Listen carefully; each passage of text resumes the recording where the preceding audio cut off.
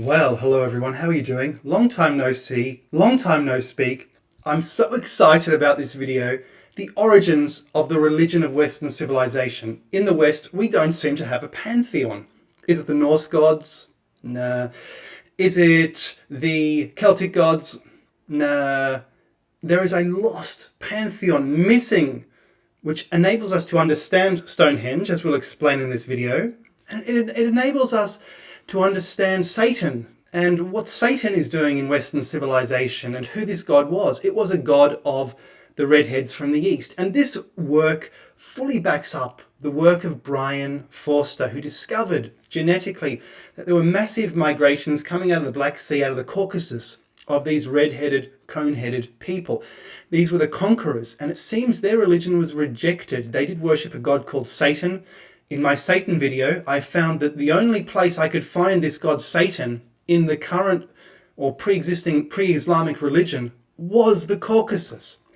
And then I discovered that all these gods are the foundation that they worship, are the foundation of Western civilization. These were the builders of Stonehenge. And their gods enable us to understand Stonehenge, and we're going to see that.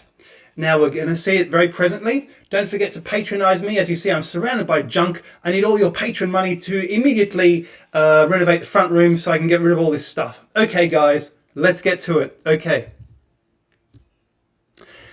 So, Satan. Who is Satan? What is Satan? Okay, now who is Satan? Why is he missing? What pantheon is he from? No one knows. And this is a clue that the pantheon of the founders of Western civilization is indeed missing. And we're going to reveal who the founders were in this video. We're going to explain why the heel stone of Stonehenge is called the heel stone. And why heel, it's actually the same word as halo. Okay? Salisbury was seen in the Middle Ages as the centre of England. We're going to prove that. And we're going to explain why and where the name Salisbury comes from, because this is another god from the Pantheon. The builders of the Irish Round Towers, I visited 11 of these, and my conclusion after I've done many years of research, my conclusion is the Irish don't know why they were building these. They actually don't know why. They built them because their ancestors built them. And the closest I've ever seen are the towers close to the Irish roofs are the towers of the Caucasus. And it is from the Caucasus that this religion comes from. And we're going to explain why the Spanish Stonehenge seems to be a precursor of Newgrange and Stonehenge. We're going to explain why the Romanian Stonehenge is similar to Woodhenge. We're going to explain why the Libyan Stonehenge is similar, which is lost, is similar to Stonehenge in England. And this might also explain why Stonehenge, I've always thought, looks like the stones of Sacsayhuaman. And it all boils down to the Vainakh religion. Now, I'm going to show you a screenshot, which is of fundamental importance before we go any further. Let's just drop it in there. So this here is the migration of the Stonehenge culture, the Stonehenge people, and they seem to have come from the Caucasus, because this is where these gods come from that I've just described to you, where the round towers come from and where the Stonehenge dolmen builders come from. And it seems they did worship a god called Satan and a few other gods. And they went down to the east. They went over to Tibet, built towers there. They went down to Africa, built the Libyan Stonehenge. They built the Romanian Stonehenge. They went into Africa. They came up. They built the Spanish Stonehenge. They built the round towers in Ireland. They built Stonehenge in England. They surveyed accurately and mathematically the entirety of the UK and surrounding areas. These were a conquering people, and they conquered all the peoples around them. And this tallies precisely with the findings of Brian Forster of a red-headed people coming out of Black Sea, out of the Caucasus, when 5 to 3000 BC, I would estimate. It has to be before the building of Newgrange, because these were the Newgrange builders and the Stonehenge builders. So let's get to the gods that they worshipped, and it's called the Vainakh religion. So let's check that out. So the Vainakh religion, and I found this religion, and it's in Chechnya. Basically, these were redheaded people living there. The current Chechen leader, Kadyrov, he's a redhead.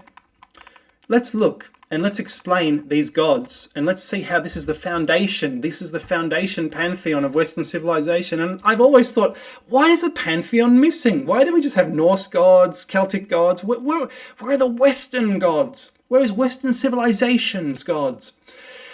The supreme god is Dal, and this is where we get the word dolmen, equivalent to Greek Zeus, Roman Jupiter, Germanic Wotan, and Circassian Thes. So anyway, Dal, this is dol, and the root is da, which means give. In English, this is diet or dose, something which is portioned out. So this is the giver. This god is the giver. It's a European word, Dal and dolmen. So when the ancient people saw a dolmen, they said that's the giver. The next god, the root is gold. So Gal-Yrthy, Gela, the sun god or patron of cattle breeders, worshipped in the Nakh New Year's Day, and offered metal orbs and candles as well as animal sacrifices. Now this is the religion of the Stonehenge builders, remember that. Hela, the heel stone, god of darkness. Now, I've often said that the Virgin Mary is the same shape as this, drawn in pictures, and she has a halo behind her. And I made a video saying the origin of the halo. It's actually a dolmen with the sunlight behind her. And she's even standing on a moon sometimes. So Hela, the god of darkness. So it's dark, and then there's a halo behind it. This is the heel stone, Hela. And we see the god here, and when I saw this, it just blew my mind. The next god, Sela. This is where we have the origin of the word Salisbury. So Sela, and also Satan, Sela or Sela. God of stars, thunder and lightning. Sela is often portrayed in Vainakh myth as an evil and cruel god. His skin, a loose bag made of animal skin, held the night stars, lightning, thunder. He lives on top of Mount Kazbak with his fiery chariot. Now that's the origin of Giza, because Kazbak, Giza. So Giza is a replication of Mount Kazbak, and it's similar to my name as well, Kos, which is interesting. But anyway, he was the one who chained this other god to a mountain for stealing fire. That's obviously Prometheus, or Pharmact. This is an even earlier god than the Greek version.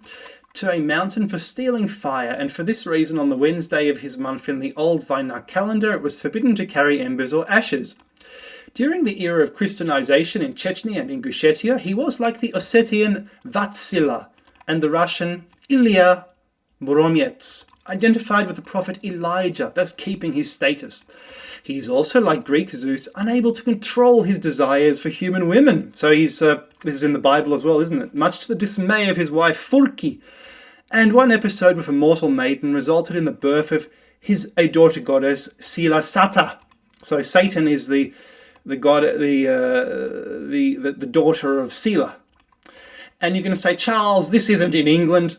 These gods didn't found Western civilization. What are you talking about? But I'm right. This god is in England, the Shila Nagig.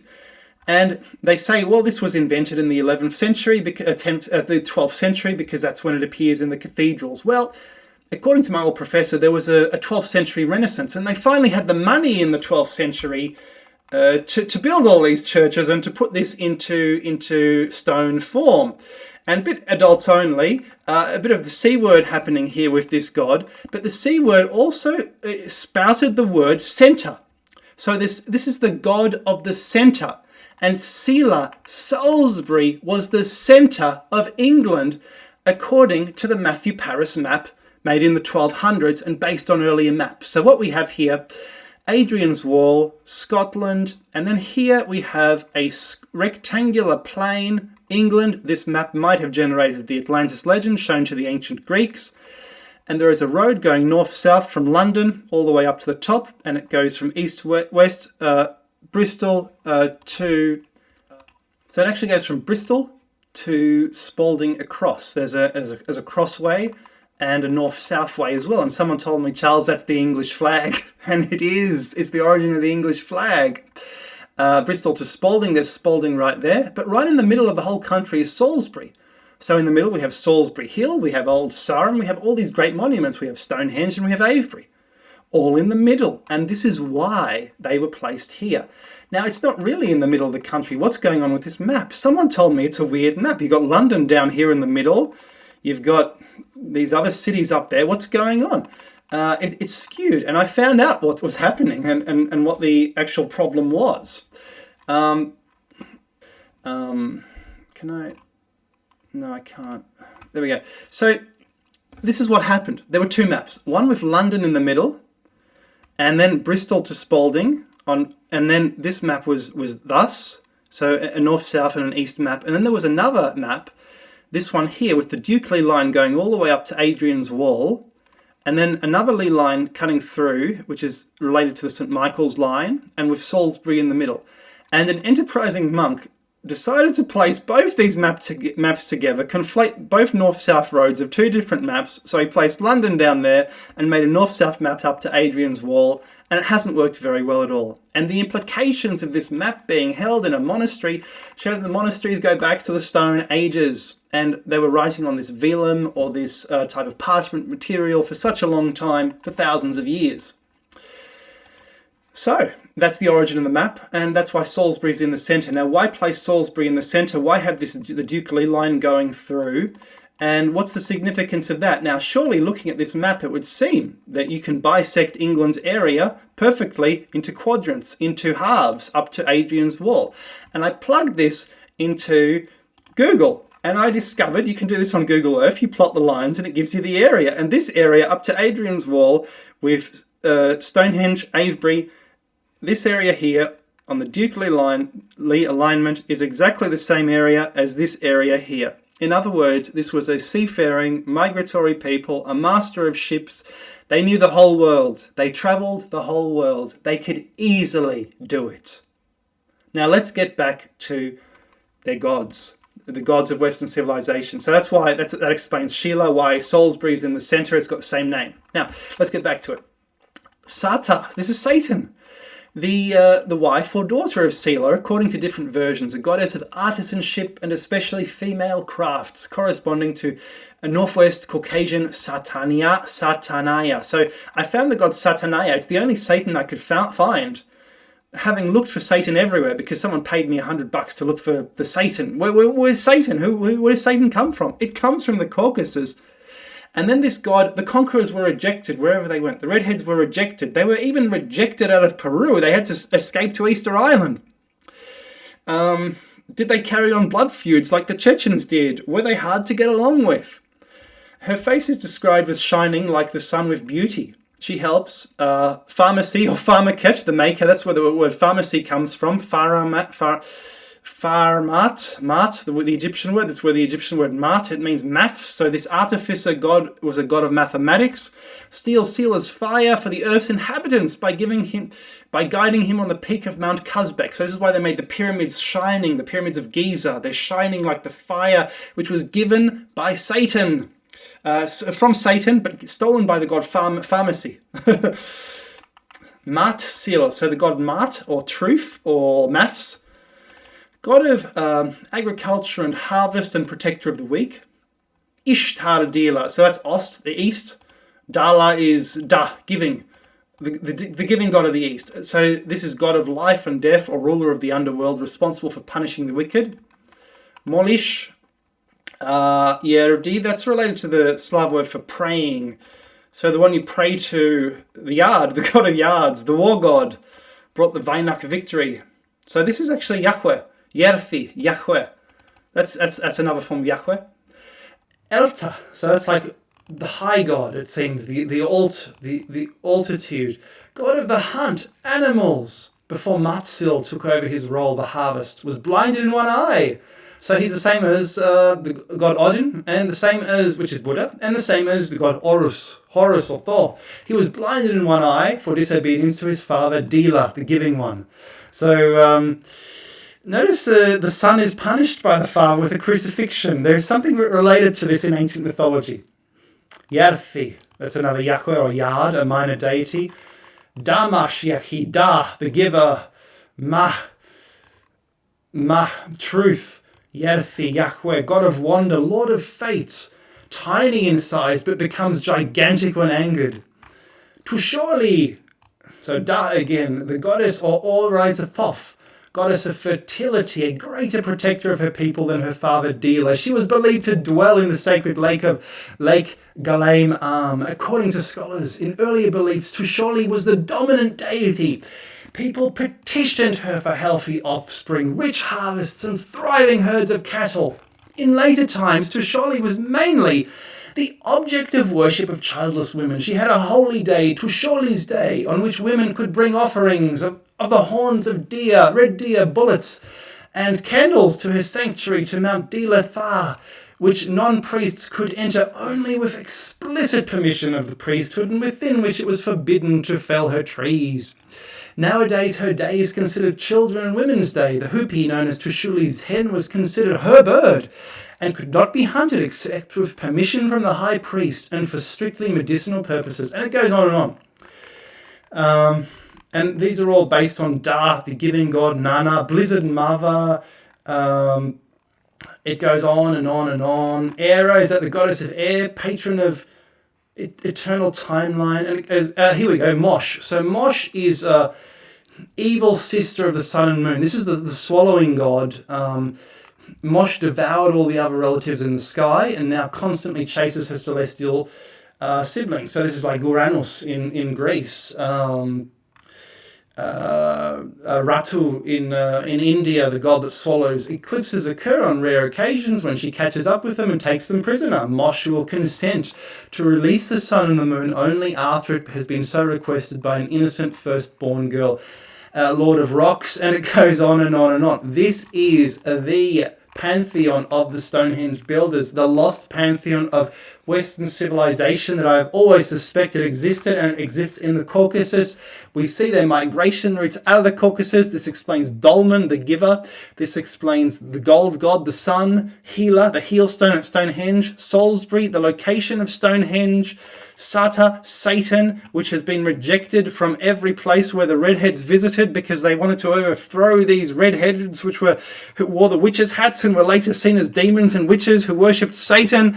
Do you see how this explains the entirety of Western civilization? I am so excited by this that I can't stop banging the table with my fist. Now let's go back here and let's bring me back. So guys, don't forget to send Dr. Cost some money on Patreon for discovering all this for you for no remuneration whatsoever. And I'll wish you a good day. Thank you so much. Bye-bye.